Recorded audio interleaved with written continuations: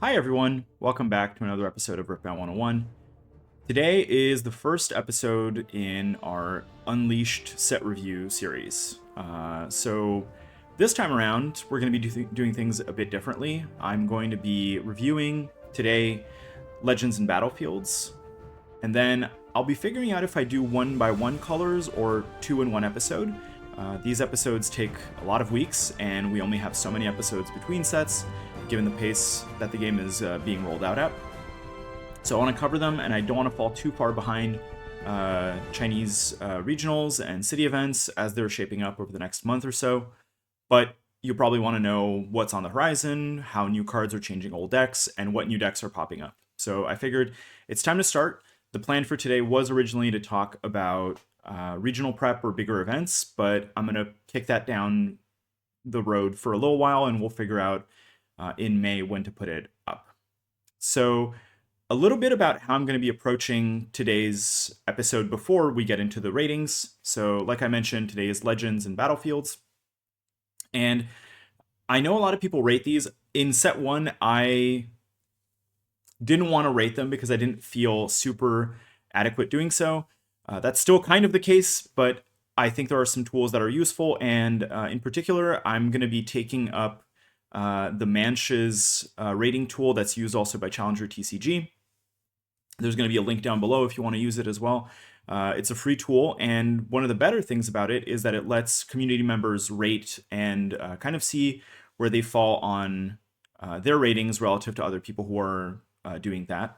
So I'm excited to see like if I'm completely off or if other people agree, because I'm doing these episodes by myself.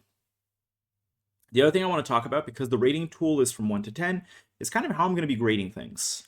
So I think a lot of people grade for different reasons, and they put, what looks like a 10 to me and what looks like a 10 to another person is partly how we rate things and also partly what a 10 even means. So I approach these the way that I grade papers, right? So like a 10 to me is a near perfect card or one that is going to absolutely reshape the game. These I really only feel like there's about one or two per set, and even a lot of cards that are meta contenders are not really nines or tens. Then we have nines. Nines to me are cards that are absolute staples. They have no real weaknesses, but they might be a bit more niche, or they might need a little bit more of a push to reshape the game around them. So these are like excellent cards that you're likely to see a lot of, but will not be like absolute terrors. Eights are really solid cards that will be staples in archetypes or will be played as two ofs in a lot of different decks. Sevens are good cards that you're likely to see in competitive levels, but maybe not so much outside of that. And they're likely to have some flaws that make them answerable or, make them not the best in every situation. Sixes, solid cards, fine to include in decks, often will fill a curve or will be included if there are no other alternatives and you need like a 2-drop or you need something that provides access to a certain mechanic. Imperfect cards with good use cases. Fives, to me, are cards that almost make the cut but are starting to be really like held back by a certain vector. So either they're overpriced or they have the power cost is like too high for when they're likely to be played, or they even have competition from previous cards that exist that don't really work out, in their favor.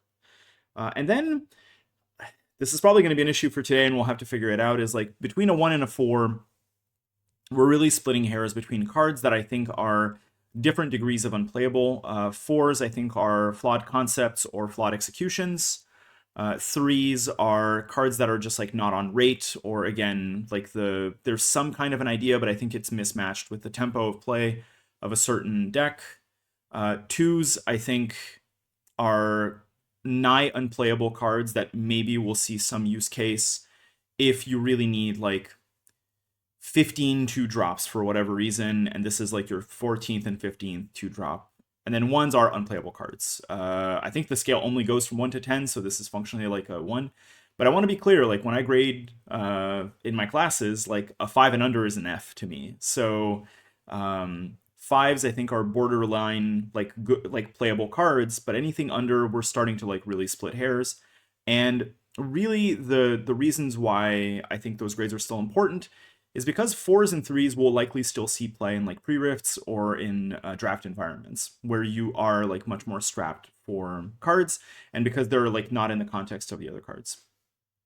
Uh, One other like side notation that I might give, which is really inspired by the Limited Resources podcast that covers Magic, is going to be sideboard grades. So some of these I'm gonna say like this is an 8, but sideboard only.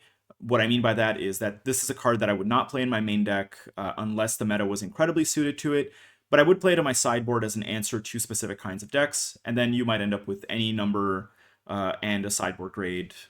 And the third notation is going to be build around. So these are cards that I think are probably going to be like close to 1s or 2s if they're not built around properly, but when they're built around, they might have certain kinds of grades.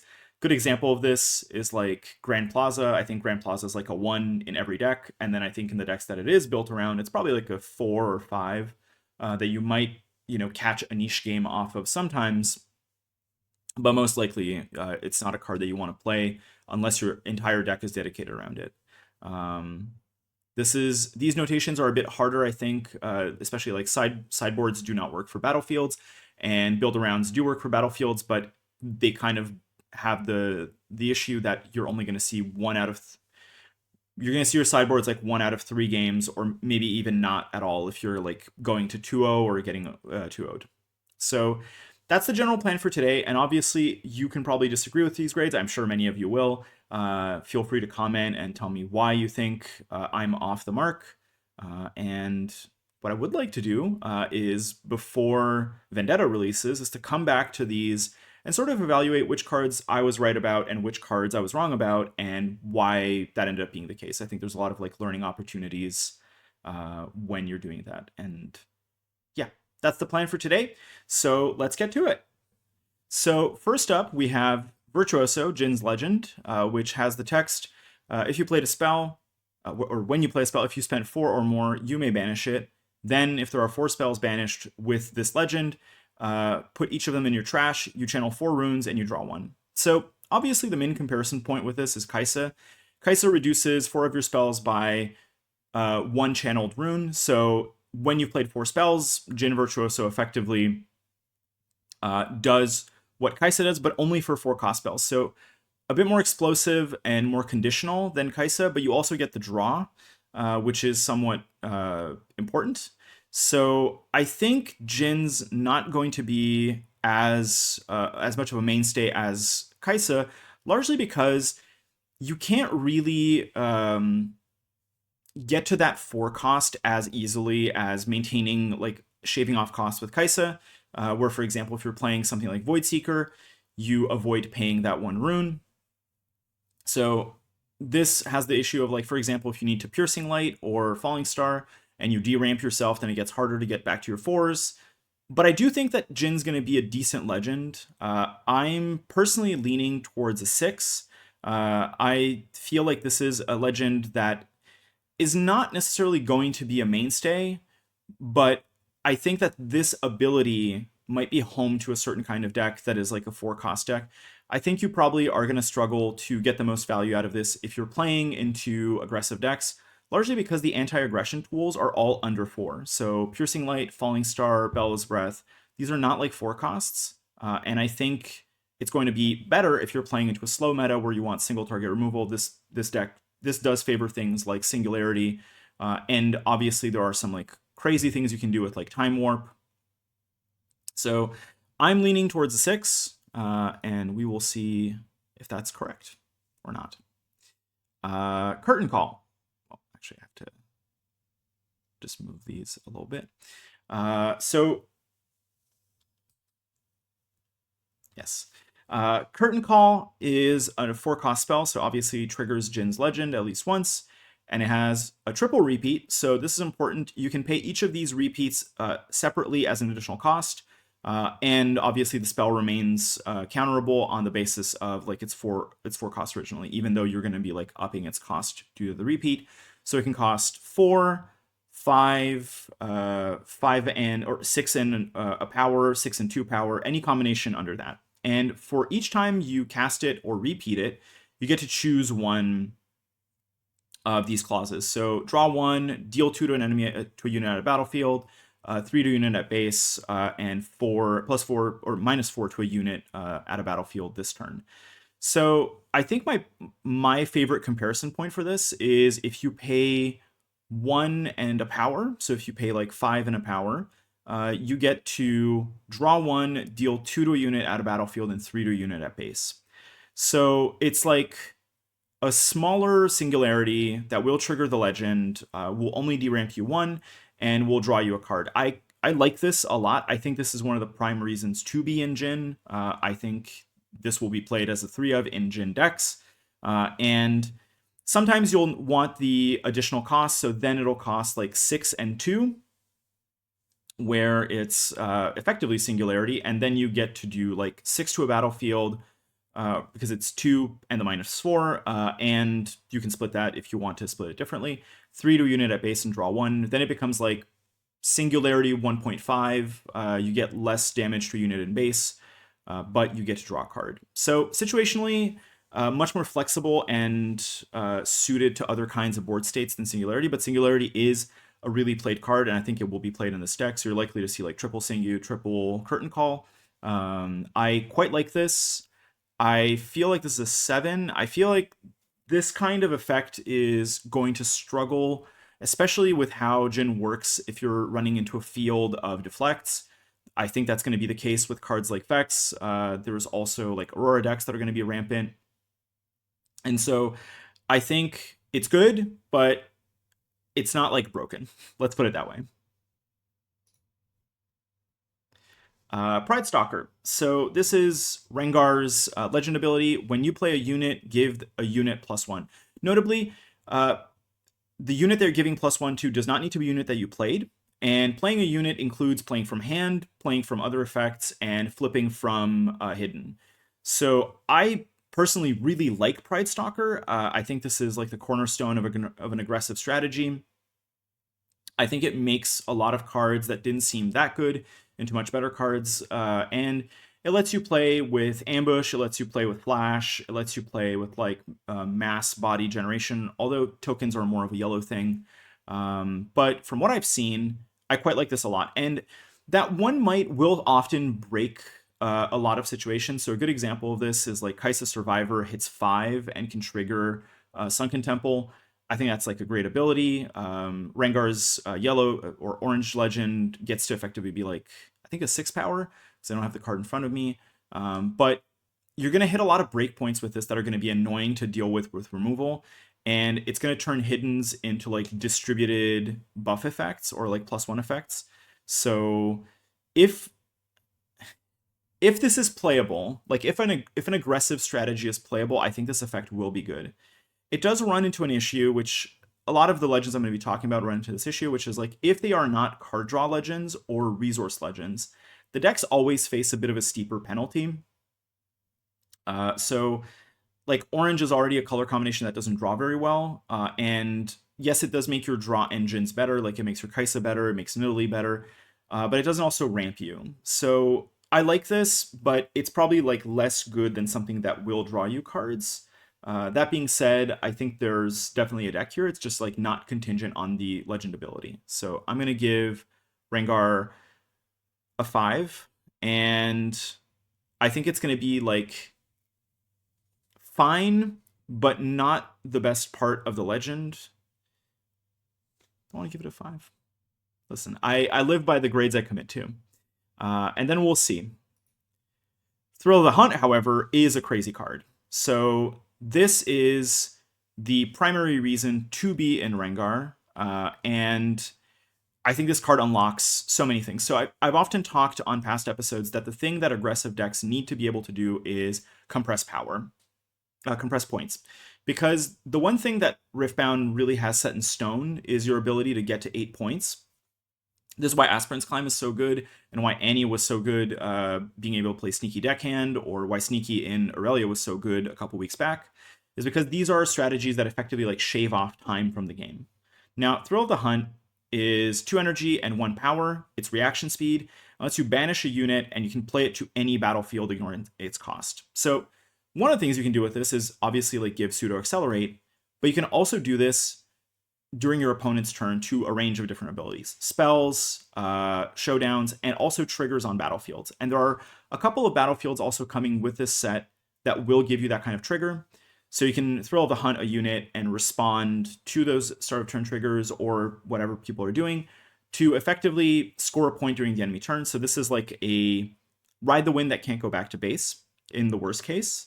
And you can also do some degenerate stuff by like banishing and returning Bryn here. If you do that during the start phase to a battlefield trigger, you're actually going to lock your opponent out of their entire turn. So this card's floor is kind of more restricted ride the wind, and its upper limit is like 2 energy time warp during your opponent's upkeep that also scores a point.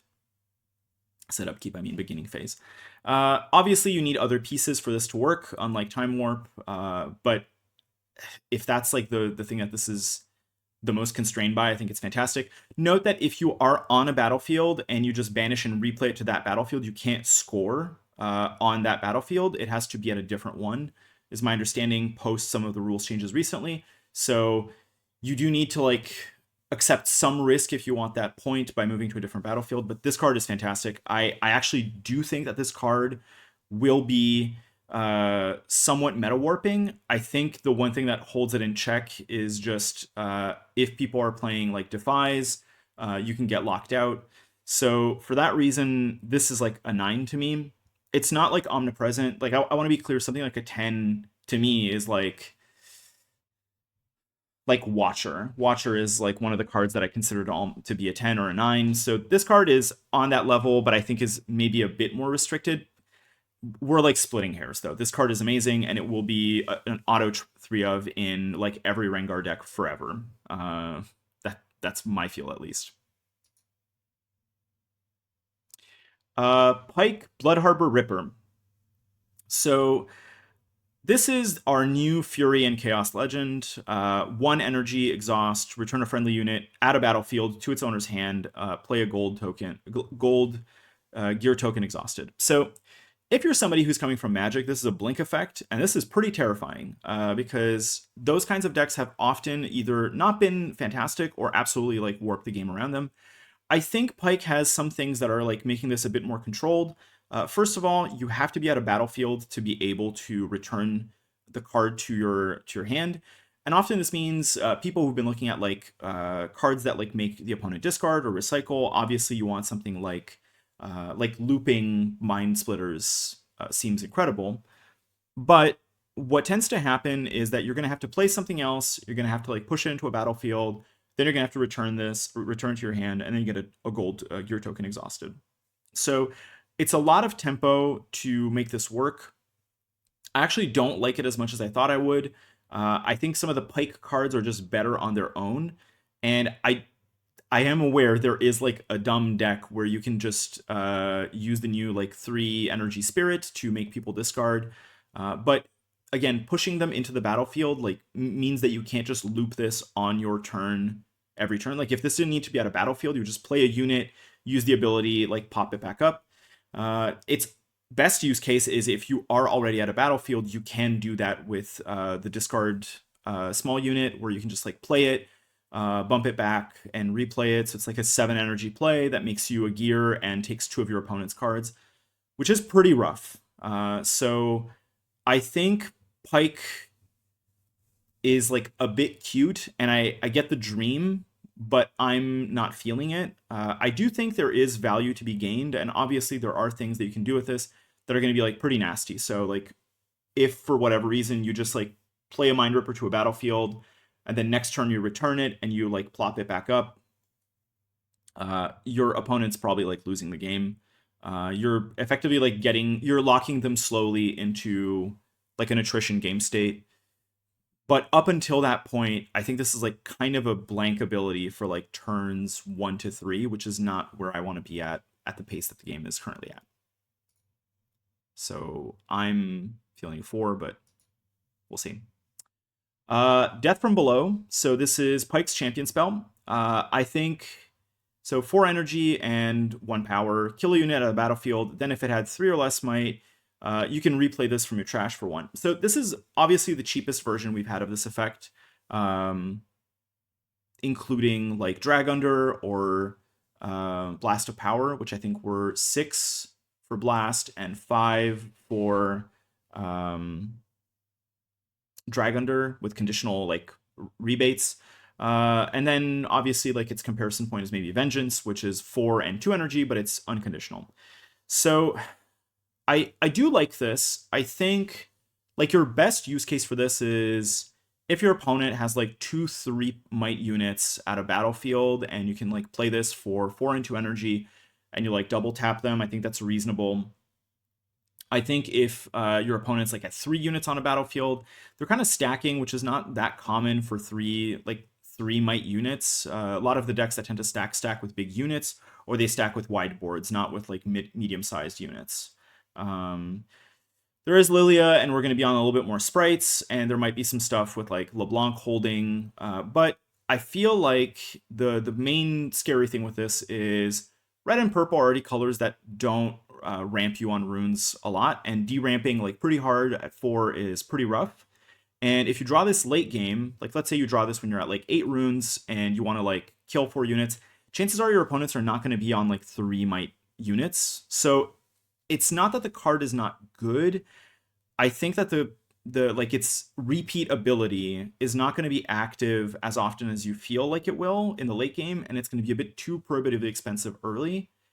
But at its floor, it's a kill a unit at a battlefield for 4, and I can only give that like a 5 at the lowest. My reference point is like Drag Under's not really played right now. Vengeance is really played as a 1 of, and it's mostly a hit base. So it's just like got a bit too many restrictions, but it's not terrible. Piltover Enforcer. So this is Vi's legend. When you conquer, if you assign 3 or more excess damage, you may exhaust me to ready a unit. So my understanding about this is that you need to have it needs to be an attack for you to assign damage. And obviously, exhausting to ready units is kind of great. This is like Lucian's ability, but distributed across all your units. But it doesn't work on open battlefields. And if people just back out or hold when they know that you can't like close on this, it's going to be pretty rough to actually get value out of this. I actually don't really like Piltover Enforcer all that much. I'm a fan of this kind of archetype, and I've been wanting to play Tryndamere from set 1 for a while. And I think in the matches where you're going to get this ability to go off, it's going to feel great, but you're often not going to be able to do so. And I also think with Vex shaping up to be like a pretty favorite deck, the idea of like plopping down a red unit and buffing it or like doubling its power if it's the Vi or whatever, and then it gets stunned or it gets pushed back is like pretty brutal. I think I'm like at a 3. I don't think it's not totally unplayable, but between like the other red yellow offerings, I think I would like never play this. It also doesn't ramp you and it doesn't draw. So it's like this is the kind of legend ability that is good when you're winning, which makes it feel really good when it's on. And then when it doesn't do anything, it's going to feel like a blank legend, which I'm not a massive fan of. Hextech Gauntlets. So 3 energy. This is Vi's signature equipment, not a spell. Equips for 3 energy, and that energy cost is reduced by the might of the unit you choose. So often it's going to be like 1. And if you conquer, if you assign 3 or more damage, you draw 1. So this, I think, is the reason you would want to be in Vi. This needs to be a 3 of. Red and yellow has not historically had amazing draw. Again, it's conditional draw, so you're not going to get this on every battlefield. Often you're going to get this on like, you're going to draw every other turn. And that's either going to be because your conquerors are too close or because your opponents have open fields. But it's draw and it's decent. I feel like this is 5. +3 is also like a strong stat line. So like I like it. It works synergistically with the Vi Legend. I'm just not sure that it's enough to pull the Vi Legend out of that like just being very hammered by a lot of different like conditions of people like pushing their stuff out, buffing it, killing your stuff. Like, it's just very exposed, unfortunately. Lilia, Bashful Bloom. So this is our new Calm in Mind legend. Its ability is 4 energy exhaust to play a readied 3 might sprite with temporary. So, and also costs 1 less for each friendly unit with temporary that you already have at any place. So Bashful Bloom, I think, is deceptively a good ability, primarily because this is effectively like Sprite's Call, but on your legend. And at 4, you're not going to be happy to just like raw play it, but sometimes that'll just like let you shoot for a point out of nowhere. And having access to that is effectively like drawing like a Sprite's Call every turn. And often you will be able to like cast it for 3 or even 2, at which point this gets like really out of hand really fast. And there are some cases where you're going to be able to like really hammer through a lot of like weird combos. I actually quite like this. I think green and blue is a combination that is strong and has access to good card draw, good interaction, and some of the best units in the game. Ari, I think, has been held back mostly because holding is like pretty rough with the dominance of purple and effects that just knock you off the point and break your holds. And Ornn is like a single unit deck that just gets kind of clobbered by yellow. I think Bashful Bloom is better than it looks, and I think we're likely to see either a very aggressive shell out of Lilia or even a combo one based on some of the Grand Plaza combos that I've seen running around. So I'm keen to give this like a 6. Drawing or having access to a Sprite's Call every turn is really solid, and I quite like this. But I am a fan of aggressive decks, so keep that in mind. Champion spell, Lilting Lullaby, 2 energy and 2 power, pretty intense power cost. Reaction spell, reaction speed counters the spell, and its controller can't play spells this turn. So notably, unlike Bryn here, this is not cards, it's just spells. So in decks like Rek'Sai, this does like less.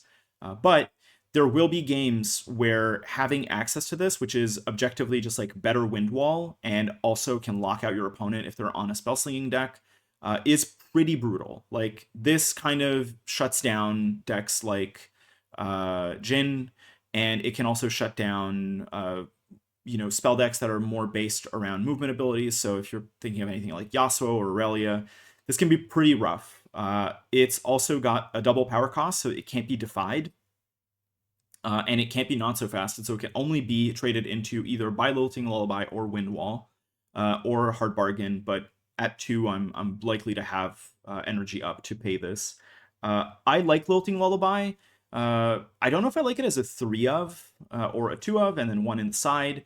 But I think in Lilia decks you will play this. You're not going to be unhappy to have this in your hand. It's just that sometimes the power cost is going to feel a bit restrictive. It is an unconditional counterspell.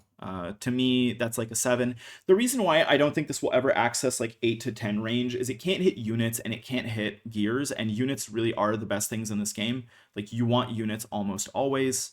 But depending on the meta, this could go up in share as well. Like, there is a Fatigue Jhin like spell deck that's circulating around some circles, and I think in that case, like, this gets to be pretty intense. Yeah. And also, like, on offense, if you're playing an offensive deck, holding up Lilting Lullaby while you're pushing with like a bunch of temporary units is pretty strong. Okay. The deck that I would want to play if I felt better about it. So Master Yi Wuju Master, our new Calm and Body legend. And this is the first of the XP legends that we're going to talk about. So XP is an effect that you're going to get through cards that generate XP, Hunt, which works on Conquer or Hold, and I think those are the only 2 sources of XP aside from the battlefield that we're going to talk about. So Yi's interaction with XP is level, and levels, the way they work is while you have a certain amount of XP, you have that level. If you lose that XP or if you spend it, you go down. So Yi just wants to stack XP instead of spending it. So at level 6, your units have +1, and at level 11, your units enter ready. My main issue with this is what stops me from just playing the XP package with regular Yi. I don't have access to ready, and I don't have access to the +1 on offense, but I have access to +2 on defense at all times. And I think that's really what makes Wuju Master suffer a little bit is he's more conditional and he requires hoops to jump through than regular Yi. I think this deck will probably play at a different pace than like set one Master Yi, but I do think you can count on level 6 being up most games. However, this deck's problem is that like if your units just get removed, if you're getting spawn camped, you're just like never going to access XP, and then your deck's going to feel undercurved. The way that most of the XP effects work is that they are weaker when you're low on XP. They're strong when you have some XP, and some of them get like extremely strong when you have a lot of XP. 11 mostly, some at like a bit higher than that. I think that Wuju Master, unfortunately for me, is like a 3. I I wish I could put it higher, but my main problem is like I feel like I will just play the XP stuff in regular Yi, primarily because Hunt also wants you to hold, and Yi's ability makes holding easier, so it makes you ramp your XP better, whereas this pays you off for already ramping your XP, but the XP cards need support to like pop off. So unfortunately, I don't really like this legend. I might end up playing it, but for now at least I'm unconvinced, and of the games that I've seen on like Rift and Rune stuff, this has not been like a standout, unfortunately. Alpha Strike, however, is a good card, and I am happy to play this card in a lot of different Yi shells. So 3 cost, 1 energy, action speed. You choose a friendly unit. It doesn't have to be at a battlefield, and it's like a one-sided challenge. So it deals its might split among enemy units at battlefields. So you have to split. My understanding is that this way, the way this works is you have to assign at least 1 to like to a unit, deals damage equal to its might split among enemy units at battlefields. Yeah, so the way I remember this being discussed in some of the discords is that it needs to at least deal 1 split. So I actually don't like this for regular XP until the late game, and it also has the clause if for each unit this kills you gain 1 XP. Okay, so I actually think this is just like a 3 of in Aurora decks, because you were already running like challenges in a lot of the shells earlier, and you were running charms, and I think this, for example, can hit a lot of different kinds of configurations. So like charm and challenge only hit 1, and charm especially like harms your unit as well. Alpha Strike can outright like clobber a lot of different board states that are pushing into you when you're playing like a big Yi Aurora list. And I think the XP decks will still play it because it's such a good card. To me, this is like the reason to be playing XP. But the thing is, it will even be played outside of XP.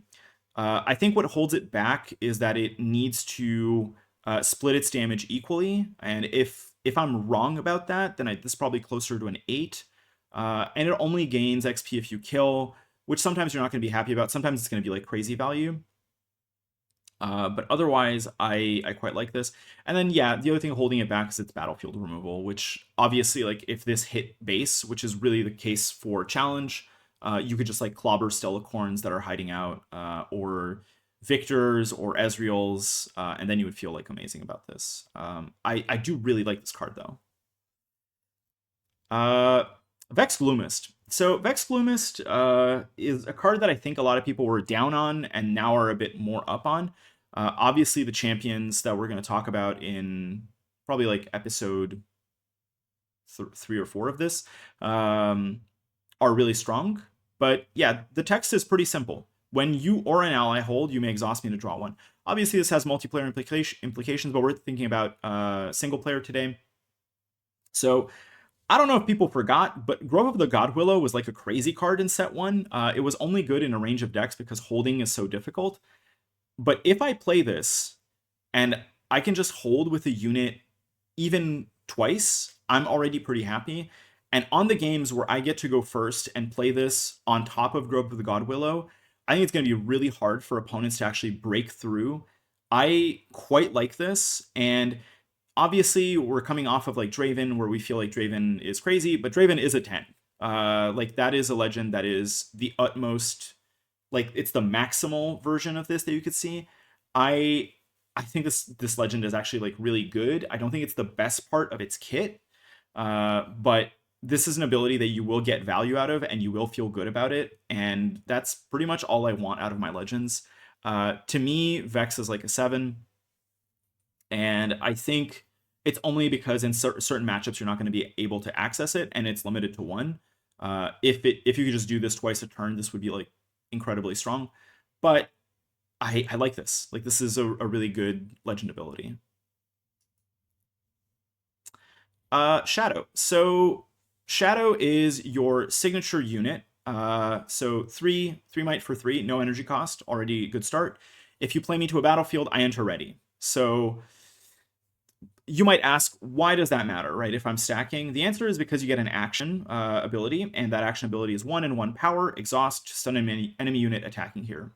So Shadow, I think, is reasonable. Like it's nothing crazy, but in a deck where you want stuns, to have access to 1 on demand, and to have access to 1 on demand, like that you can set up as early as like turn 2. You can even play this like turn 1 on the play, on the draw. I guess you're on the draw if you're going first either way, but if you're going second, you can just play this, and then next turn you can push it to a battlefield. That's like less good because it doesn't enter, it's not going to be readied. But if you're on like turn 1, play something, turn 2, push that something into a battlefield, drop Shadow, keep 1 up for like defy, and you have access to a stun and an anti-spell. Yeah, it's going to be like hard for a lot of decks to break through. I like Shadow at like probably like at a 6. Obviously, it's only playable in Vex decks, so it's like interaction with Vex is really strong, or it's like, necessary. But I think that it works well in that deck, and it's going to be a role player that you're going to be happy to have around. And I think what like pushes the Vex package forward is not the legend or the Sig spell, it's the champion unit, and access to like wealth of cards. So this is not me saying that like Vex is not a mega strong deck. It's just like which parts of the kit are the most essential. Then we have Ivern Greenfather, and as somebody who just like sold back a bunch of Leona cards, I'm like a jilted yellow-green player. So when you conquer or hold, you may exhaust me to replace that battlefield with a brush token. And brush token battlefields effectively have 1 clause, which is birds, cat, dog, and poros. And Ivern units have +1 in the brush. And it can be swapped back when scored. So you can swap it back, or your opponent can swap it back if they take it back.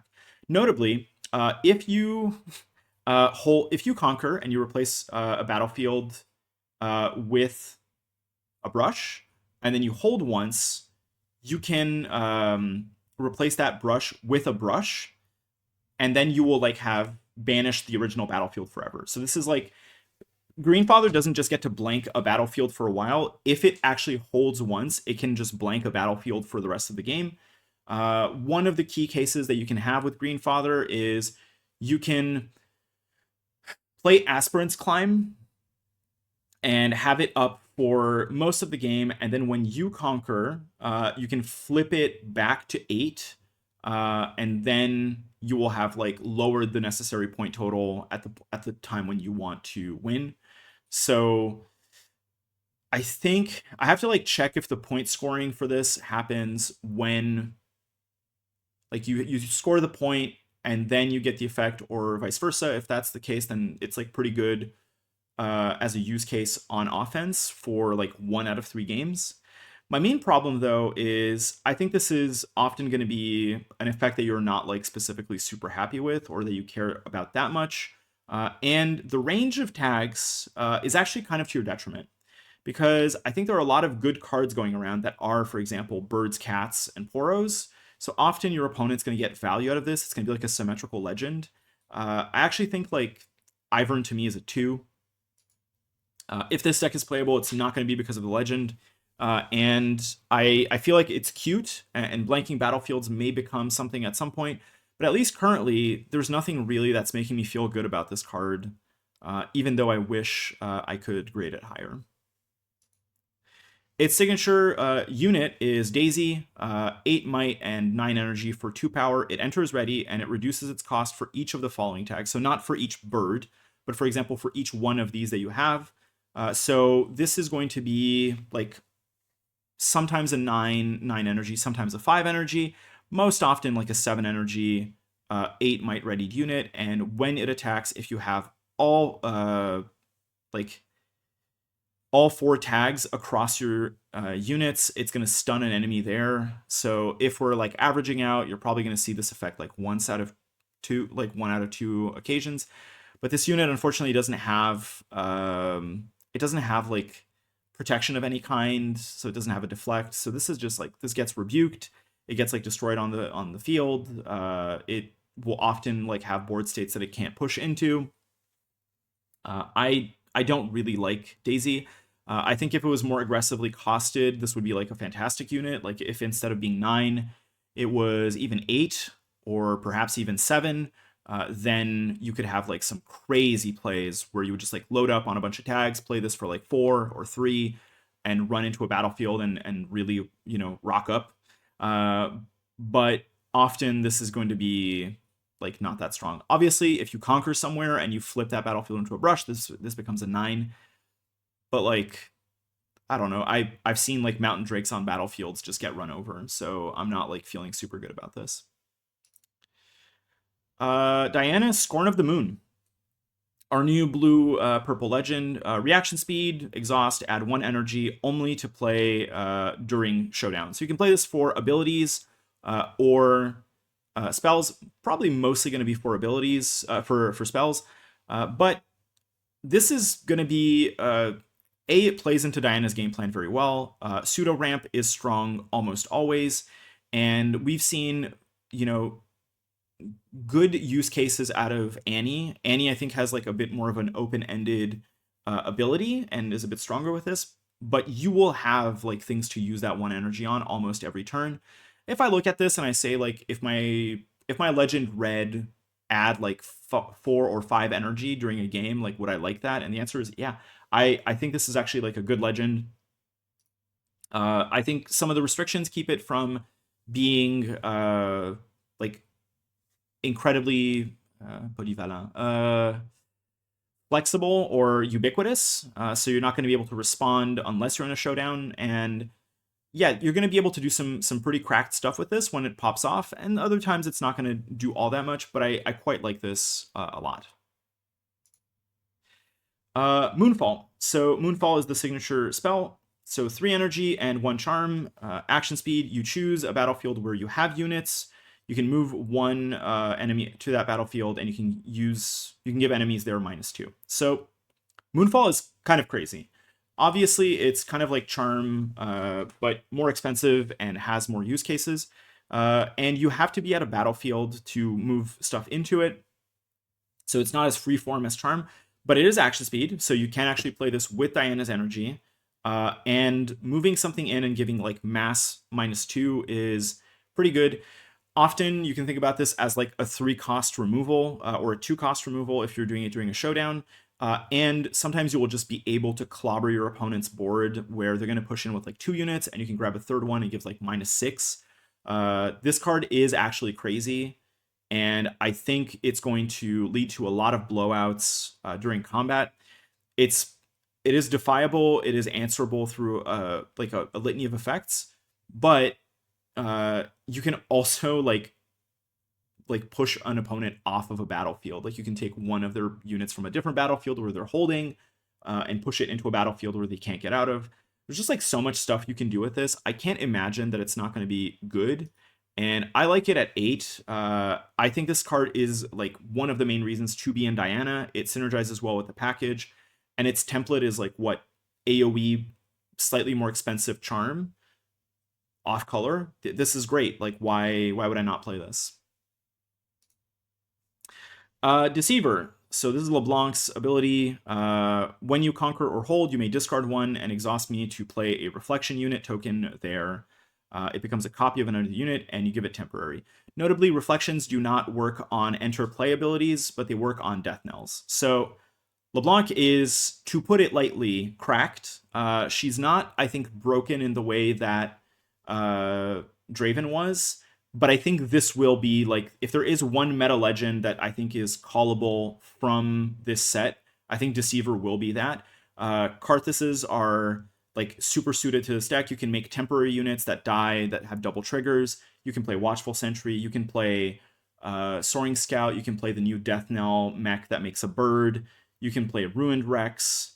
Like, there are so many good Death Knells. You can play like Glask Mixologist, and now the Death Knells also take place at the battlefield where units are. So if you like drop a Machine Herald and you clone it and it dies, it'll drop like units at its battlefield, or no, it drops in base. But if you like have one Glass Mixologist left, it'll just like resurrect something at its battlefield. This is like the Death Knell legend that ties the archetype together for now. There might be one in purple yellow down the line, but I think this card is exceptionally strong. People are brewing it in a lot of different ways, which is also an indicator of strength, where people are like, well, you can play this with hook, you can play this mid-range, you can play this aggressively, and you get to, pitch your shittiest cards to copy things that you want to be copying to get removal or card advantage or runes. So it gets to like flex into all three of the things I've talked about, which is like relevant cards, resource acceleration, or draw. This is like a chef's kiss card. I'm going to give it a 9. I think the only thing that maybe holds it back is that you do need to commit to conquering or holding.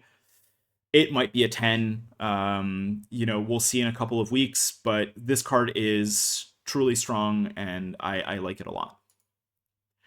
In that same vein, Mirror Image, 3 energy, 2 energy, 2 power. Choose a unit. Doesn't have to be your unit, notably, and it does not have to be a battlefield. Play a ready reflection unit token to your battlefield, to your base.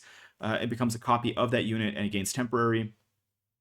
Notably, you can like mirror image an opponent's unit, push it into a battlefield, clone it with LeBlanc.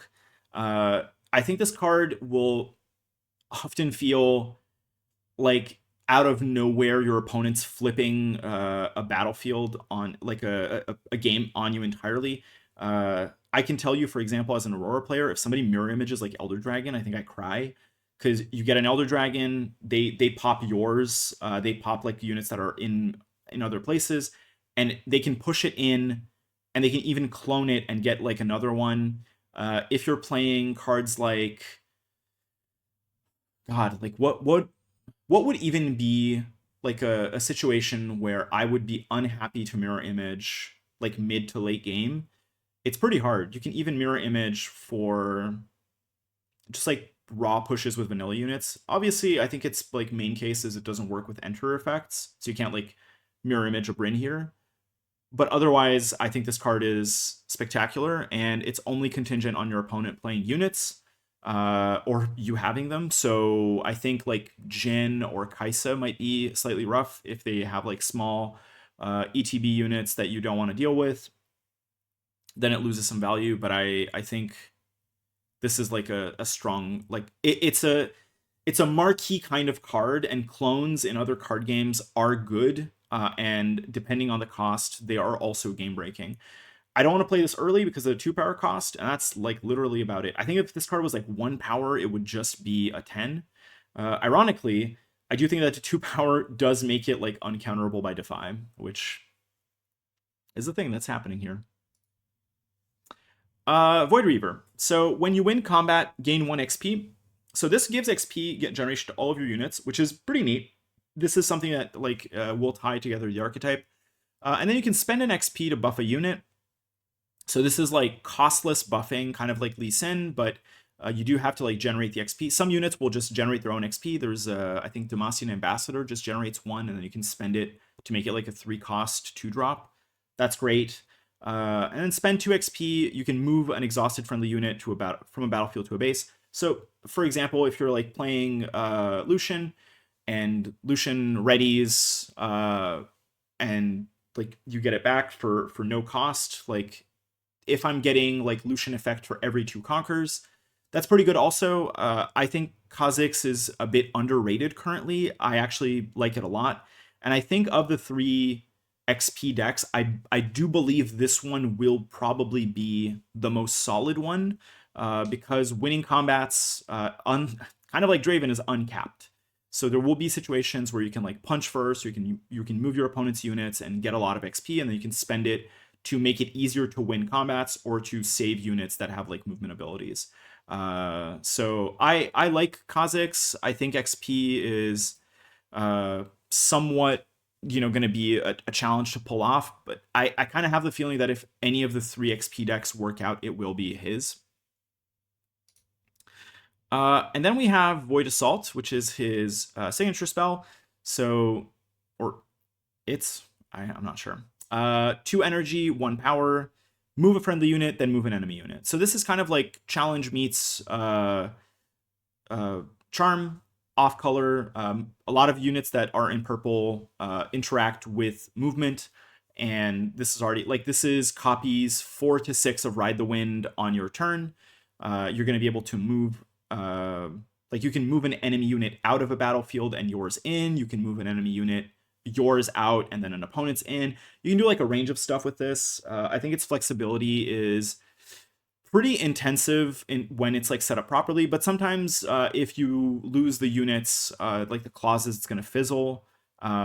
So it's not always going to be like correct, but I think that this card is really strong and multimodal, and is really, I think that the one thing that it does is that you're in a deck that is going to need to like win combats to do stuff, and sometimes you're going to feel like this is a bit unsuited to the meta, like to the situation that you're going in, and it doesn't make your units bigger, it doesn't draw you cards, so it like multiplies board state, but I do like it.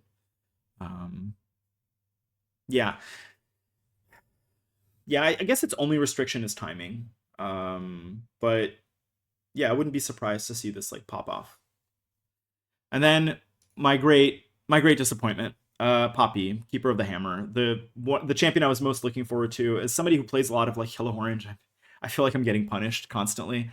When you hold, gain 1 XP, and you spend 3 XP to draw 1, I don't know what to tell you. This feels brutal. I think holding is harder than conquering, and you get 1 and it takes 3. If this was like spend 2 XP to draw 1, I think this would be like decent. I think this is like the one that I'm going to go out on and say that it is like the legend itself is not in a playable state. If this deck wins, it will be because of every other piece before it is about Poppy. Obviously, card draw is good, but like holding 3 times is pretty brutal. You are going to get some XP from like hunt units and from units that give you XP on play. So you can consider like the bigger Demacian recruiter unit that we're going to see that like generates 1 for each unit to like generate enough XP to draw 1, but you can only draw 1 a turn. Yeah, listen, if in like 3 months we're talking about this and Poppy ended up being great, I'm gonna eat my words and I'm gonna be super happy about it. But right now, this looks awful to me. And then inversely, Keeper's Verdict, I think, is like one of the best champ spells we've seen. It's off-color Rebuke, but it's Rebuke plus. So you're often gonna, the way this works is either you're gonna completely deny an opponent their unit if they put it on the bottom of their deck, and if they put it on top of their deck, they're gonna have to replay it again. So yeah, this is like Rebuke plus in the colors that are off Rebuke and had a lot of trouble dealing with like strong death knells. This to me is like an 8. It only has like edge cases where you can't, like, sometimes you're going to be 2D ramped to use this properly, and the other thing is going to be that if they're on like go wide boards or they have like a lot of protection, it's not like foolproof, but like Rebuke strong. The only reason why I'm not rating this like a 9 is I also want to say like Rebuke strong, but Rebuke not champion spell. So when you're considering Rebuke doesn't like it multiplies like other things that you have access with. So it's strong because you have access to cards like Defiant Dance for Irelia and Spinning Axe for Draven, which like creates a triangle of like effects that are very strong. This is less the case where like it doesn't produce all the same triangles, but it does produce some really good ones. And yeah, it's like attached to a legend that is like It's really rough. So yeah, I feel like this is where I'm at with Legends. So let's see how this works. So yeah, my top five: Thrill the Hunt and LeBlanc. Mirror Image, I might be a bit high on, and then Moonfall and Keeper's Verdict. And my bottom three: uh, Poppy, Ivern, and Vi. So I'm actually curious just to see the results overview. So yeah, I'm maybe a bit higher on LeBlanc than some people. Thrill the Hunt is definitely up there, and then well, we haven't seen like all of the other average cards, so maybe a bit lower on that. So let's move on to the next section. So battlefields. We have 15 new battlefields.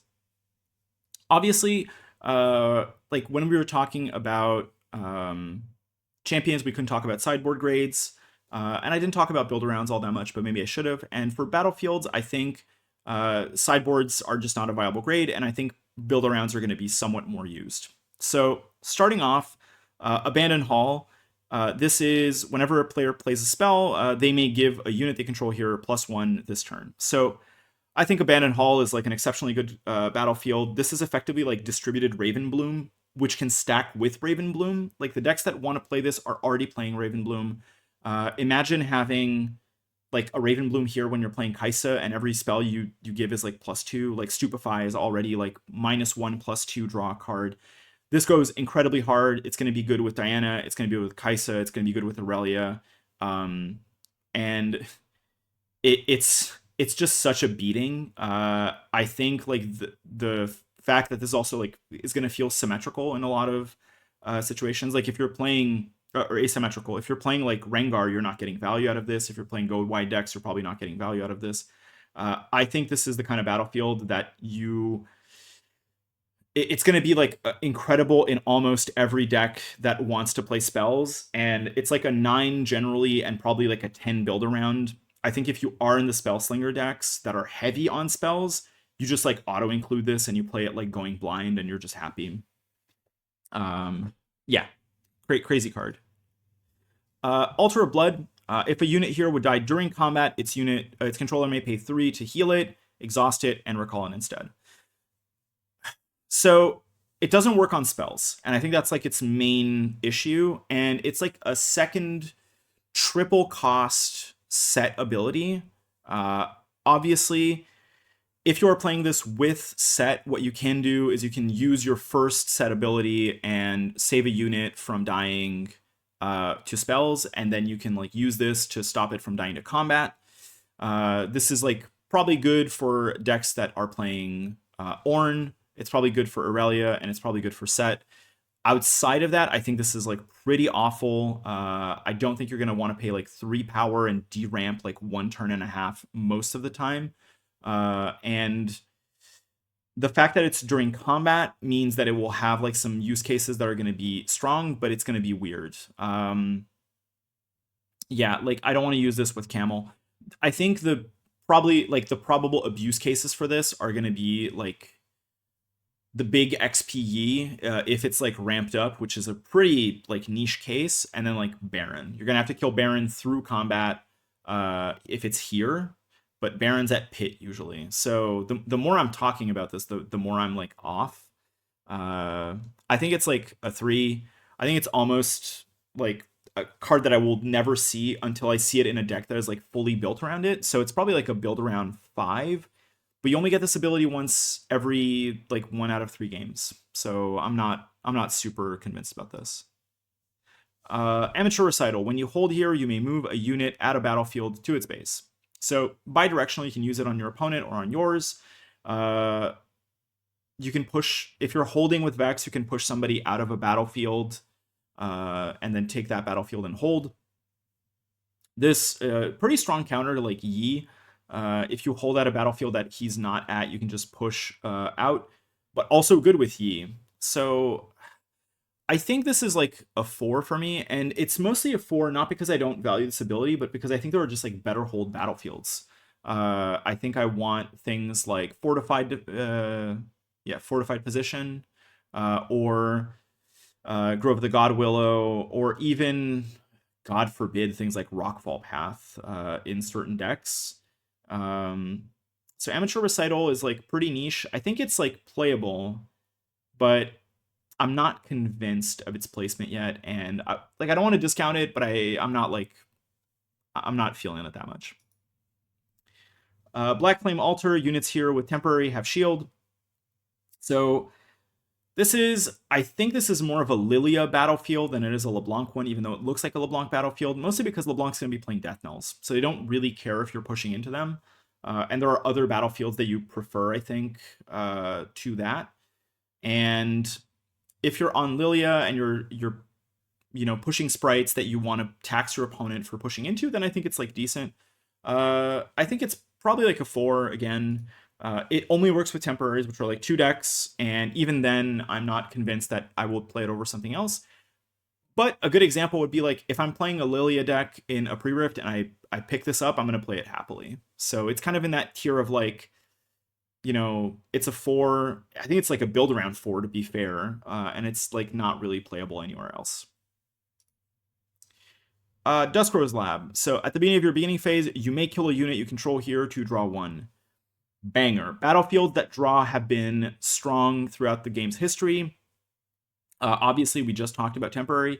This is like crazy with Lilia because beginning phase happens before you are counting your points. So when a temp unit is here, you just get to kill it before scoring, which you were going to do anyways, and then you get to draw 1. So this like draws for Lilia, and it draws for LeBlanc.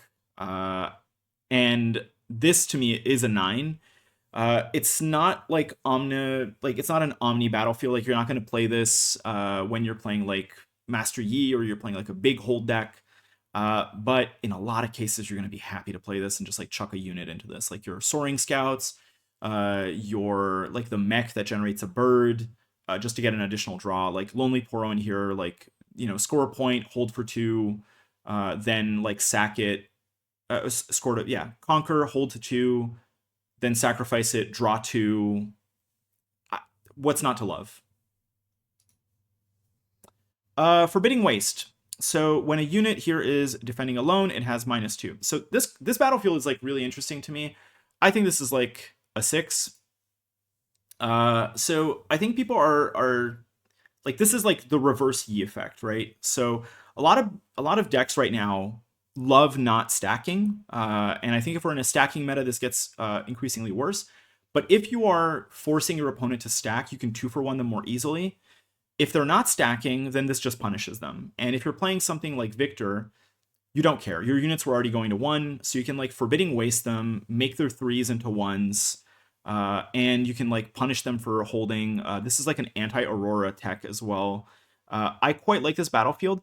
This is a 6, and I wouldn't say this is like a sideboard or a build around. I think this is like a meta call. So this battlefield, I think, will flicker in and out of use depending on what the top 2 or 3 decks are. It's weird because it's a battlefield that's dependent on your opponent's strategy rather than yours, and that's generally like not been an excellent choice. But it can do some crazy stuff, and it punishes defenders, so it makes like Conquering even better, which Conquering is already good. So yeah, like sometimes you're just gonna play this in like an aggro deck that just wants to depower opponent units. I'm a fan. I think it's just like good, but I'm not like crazy about it. Forgotten Library. When you control this battlefield, when you play a spell, if you spent 4, you can predict. So this is obviously like Jhin support. You don't have to hold, which thank God, and it has to be a 4-cost spell that adds predicts, so it adds some card fixing in colors that already draw a lot. So predict is more valuable the more you draw, even though it probably feels like predict is really good when you're not drawing a lot. I think this battlefield is just like under the curve of what you want, and not all of your spells are going to be 4s. So this battlefield is not going to do a lot most of the time until you're at that 4 breakpoint, and then you have to like sit a unit out of the battlefield to get predicts out of it. I feel like I would just want to play like any draw battlefield, a point manipulation battlefield, or something that like gives me draw points or depowering over predict. Frozen Fortress. At the start of each game's beginning phase, deal 1 damage to each unit here. So, and this happens before scoring. So this is one of the battlefields I was talking about. It has a beginning phase trigger.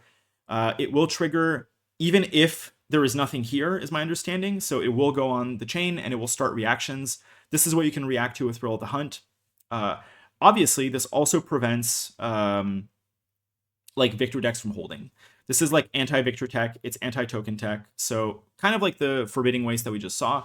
This card is going to do some pretty nasty things to the metagame, but it will also enable some decks to do some crazy things, and it makes big hold decks stronger.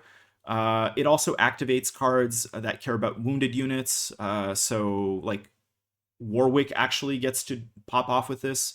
So there's a world where you're playing like a Warwick, like Warwick's in the side, and then when you're on this battlefield, you side them in, and you just like clobber your units, the opponent's units. This also, if you would like to be terrified, effectively makes holding against Elder Dragon impossible, because if I play Elder Dragon and Frozen Fortress is on, and you just push your units here, they just all die, because it's all damage is lethal. And then I get to push in, and my units don't die. So I think this battlefield is actually like really good. It's a bit situational, but I think this thing is going to do some really nasty things to a lot of different decks, and it makes holding like particularly hard for big boards because it hits wider, wider unit counts. Gardens of Becoming. Obviously an auto staple in XP decks where this card is like functionally a 10. You just need XP in like Yi, for example, and Poppy. Mostly in Yi, where I think you're going to sit units with Hunt on the battlefield and you're going to exhaust them. And this is really going to be its use. But I think outside of that, this is functionally like an unplayable battlefield. And then I'm not even sure you play this in Kha'Zix. I feel like this is a 2. This is like, it's necessary for XP, but the problem I have with this is that you're gonna have to like sit units there, exhaust them, and leave them there, which is gonna be like pretty intense. I think the best thing to do with this is like if you're, pushing your champion Yi that has like Hunt 2, so you're like, you push it in, it has Hunt 2, it gets 2 XP. Then next turn it gets 2 XP, then you exhaust it, you get another XP, you're getting 5. But like Hunt is better with Reckoner's Arena. Like Reckoner's Arena gives you double XP as opposed to this. Now, where this does become good is if there is a wide hold XP deck, because it means that all of your units get this ability. So the weird part is the XP Yi and XP Kha'Zix shells are not really like go wide shells. This is a Poppy card where you want to play like a lot of different units and you want to like ramp up XP. I'm just like not convinced about it. I know it's going to be played there, and it might be decent there, but otherwise I don't really like this. Ripper's Bay. When a unit here is returned to a player's hand, that player may pay 1 to channel 1 rune exhausted. So this is like Pike tech. You get to add for 1 energy, like you get to channel a rune exhausted, which is neat. I think it's only for Pike. That's basically it. So I'm going to put it 3, mostly because I'm not even sure Pike wants this. I'm pretty sure there are like better battlefields than just like generating 1 rune exhausted. Pike is not like necessarily a deck that is going to care about ramping. If there's ever stuff that returns your stuff to your hand that is much better, it's going to be good.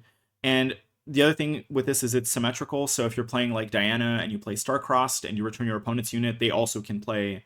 They can pay 1 to channel rune exhausted. So I'm not like a fan of how this works. Starspring. The first time a player plays a non-token unit here each turn, so you have to like control this to get its effect, they may move another unit they control here to base. So this is actually like pseudo ganking, but with optionality. So a good way to think about this is like if you played Windswept Hillock and you push a unit and then you like ready it and then you push it into another battlefield, it gave you ganking. Starspring does something a bit different where you have to like hold it and then you get to play a unit, and you move a unit to your base, and then your unit can stay in base or you can push it somewhere else.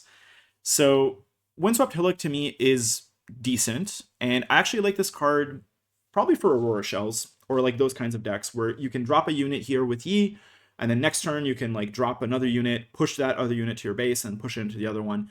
Yi decks in general have wanted some form of ganking or like mobility. And right now, I think I would play this over like Vilema as my third battlefield with like Aspirants and Paper Tree in this. So I like it. I think its range of decks is a bit more limited, but there are a lot of decks where you're going to be happy to push here and play like on turn one, you play a unit, you push it here, you play another unit here, then you can move that unit back to your base, and you've gotten like a functional Lucian effect. I like this. It's just like a bit limited by the timing and what you can do with it, and it is symmetrical, so you have to make sure that your deck values this effect more than your opponent's. The Academy. When you hold here, give your next spell this turn repeat equal to its base cost. So at most, this will give you like repeat on a 6 cost spell. So you can like double Singularity would be like a crazy kind of effect.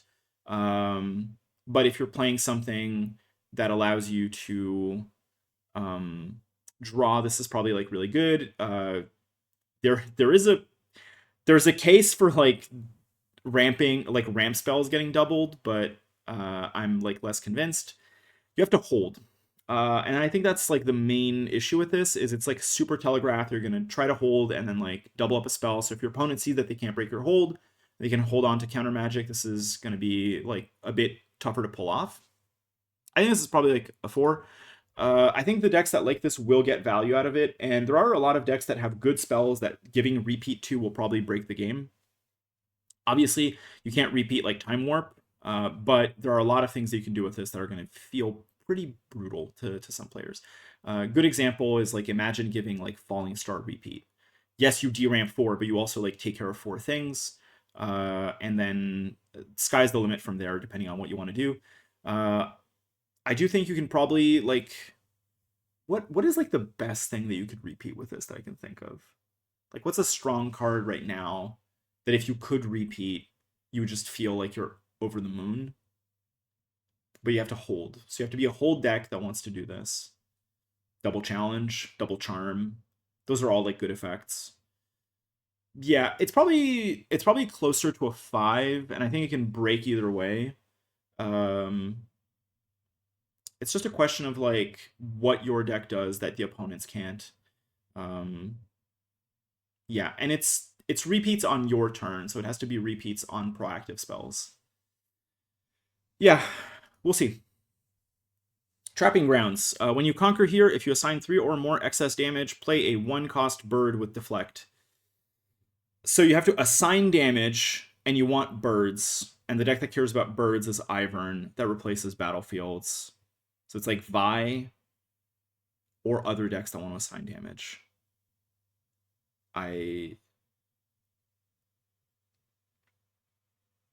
Somebody's gonna have to convince me about this one. So it's blank if your opponent's not defending it, and if you push into it, your opponent can also like generate more to get, like they can also do it back to you. Presumably, if you're pushing with 3 or more damage, you keep like at least 1 unit and you get a deflect token back.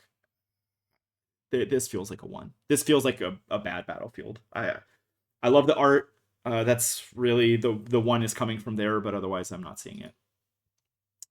Value of Idols. When a player plays a unit here, they may pay 1 to buff it. So no restrictions on turns. This is like Set's dream. It's basically like Arena Bar that you can play somewhat proactively onto the battlefield and stack. This is like yellow Kingpin Central, so you push a Cythria in, you drop Kingpin, it buffs Cythria, you pay the 1, you buff Kingpin. Then next turn you can drop like 2 more units, you buff them 2, you play like Lee Sin centered, you're at 50 might or something. This battlefield is like inverse Rockfall Path. So it wants you to stack, which not all battlefields are good for. But I think like this is like a yellow set build around.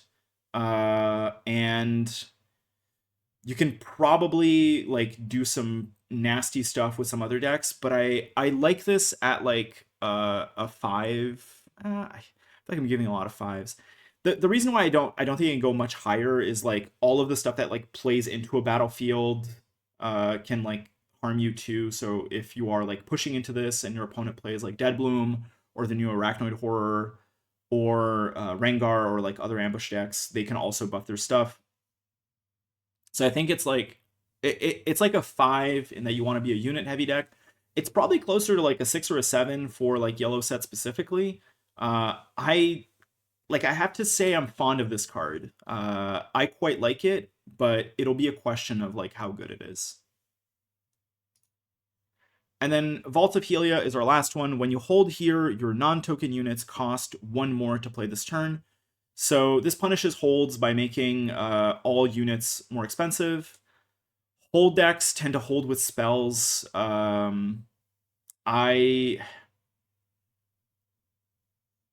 oh, so you hold with spells, but your opponent has to take it, and they hold with units, which makes their units more expensive to play.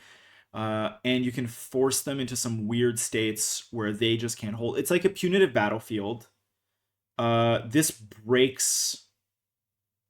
This like breaks Rek'Sai. It breaks Swarm decks like pretty bad. It's a control battlefield for sure. It's weird to me because Vaults of Helion and Legends of Runeterra was like a reanimation battlefield. Although I guess that's like Hallowed Tomb or Hallowed Crypt. Um, yeah, if you're a spell deck, this is like crazy. You can just like punish your opponent and not care. So if you're like Lilia and you're like, sure, man, I'm gonna like generate my stuff through gear and spells or my champion, and you're going to um just like have to pay more for all of your units. I think it's like a seven.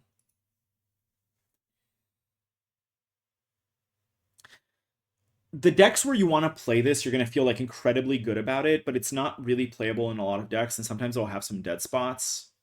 But it punishes opponents for like trying to defend on it, and you don't hold if you're playing temporary units. So it like never affects you if you're in Lilia or LeBlanc, but it punishes your opponent. It's like an incredibly one-sided battlefield. I think it's like closer to an eight, actually. It's like a seven in decks that don't really know how to play with this, but in the decks that can abuse it, it's gonna feel like pretty oppressive to your opponent for trying to like be here. So it's probably gonna sit in a similar place as like Sigil of the Storm, where the decks that play it will like get a lot of value, and that'll be it. So that's it for battlefields.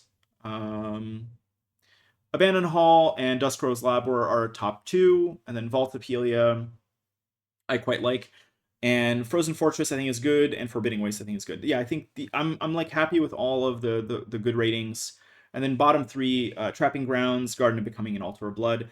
I think Altar of Blood is going to be one of those cards that I might be incredibly wrong about, but for now I'm not really feeling it. And I'm actually curious to just go see how people are feeling about Battlefields. To see. Yeah, Starspring, I think people were slightly hotter. I'm a bit higher on some of these than a lot of people. And then Garden's Trap, yeah. So I think people are pretty in agreement that like Trapping Grounds, Garden, and Altar are like not the best. So Abandoned Hall. Oh, Abandoned Hall being controversial is interesting. Yeah, that's gonna be it. Uh, and yeah, let's just outro. So that's the start of review season for Unleashed. We've done Legends and Battlefields today. The reason why I started, and this is always like a chicken and egg kind of discussion, is do you talk about cards in relation to Legends or Legends in relation to cards? I think I like talking about Legends first as kind of like houses that the decks sit in, and they increase the field that we have to consider the rest of the card base against. So there's going to be some errors. Some stuff is going to be, a bit limited in how we approached it. I am curious. Let me know if you feel differently about these cards. And obviously, this is preliminary opinions. I think there's only been like one Rift and Runes weekly event, and I think as I'm recording this, the second one is happening. But we haven't seen, city challenges from China popping up or regionals there. So there's going to be a lot of discussion to be had about these cards, and I'm probably going to be right about some amount of them. But I like thinking through these and taking my time to figure out like what it is that these battlefields offer to the current metagame and what directions they can push the game in. So hopefully this has been useful for that. And then our next episode, so we're swapping back. I was like off cycle because of Easter, is going to be presumably Fury, but probably Fury in Mind, and that'll be on Tuesday. And then after that, we're gonna probably have, well, not probably, we're gonna have another In Focus Legend. The idea though is to not like get completely overrun by Unleashed spoiler season. I still want to do some Spirit Forge content. We are still in Spirit Forged. Lil and Atlanta are coming up. People still have like a lot of skirmishes. There's a lot of discussion to be had still. But Unleashed is looming, and I think people want to plan their purchases and what decks they want to play, which are coming out in like a month now. So we are close to the next set as well. So hopefully this has been useful, and let me know what you feel about these cards, and I'm gonna try to keep up with the comments. So otherwise, have a nice weekend. Good luck at your skirmishes and Nexus Nights, and I will see you on the flip side.